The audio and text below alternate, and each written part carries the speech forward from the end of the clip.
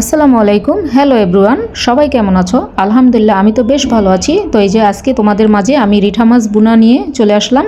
তো ফার্স্টে এই যে এখানে পেঁয়াজগুলো বেজে নেওয়া হলো, তারপরে পেঁয়াজগুলো হালকা বেজে এখানে সমস্ত পরিমাণ ময় মশলা দেওয়া হলো। আর রিঠা মাছ তো আমি ভেজে রান্না করব না, এখানে কাঁচা কষা বুনা করা হবে। তো সেক্ষেত্রে ঝালের পরিমাণটা অতিরিক্ত বেশি দেওয়া হয়েছে। আর মাছ সবসময় এভাবে কাঁচা বুনা করলে কিন্তু ঝালের পরিমাণটা একটু বেশি দিলে খেতে কিন্তু বেশ মজা লাগে। আর বন্ধুরা, তোমরা কি রিঠা মাছ খেতে খুব পছন্দ করো? আমাকে কমেন্ট করো। আর রান্নার এক্সট্রা কিছু করে বললাম না, কারণ তোমরা তো সবাই রান্না পারো, তো আর বলার কিছু নেই। তোমরা শুধু রান্নাটা এনজয় করতে থাকো। আর রিঠা মাছটা এত সুন্দর ঘষে মেজে সাদা চকচকে সুন্দরী করে ফেলা হয়েছে। তো এই তো রিঠা মাছটা দেওয়া হয়ে গেল। আর মাঝখানে কিন্তু আমি পুরো ভিডিওটা সম্পূর্ণ করতে পারিনি, কারণ তখন আমার মোবাইলের চার্জটা চলে গেছিল।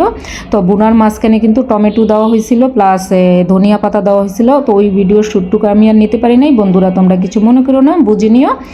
আর আমার রান্নাটা যদি ভালো লাগে তাহলে লাইক কমেন্ট শেয়ার করে দিও। আল্লাহ হাফেজ।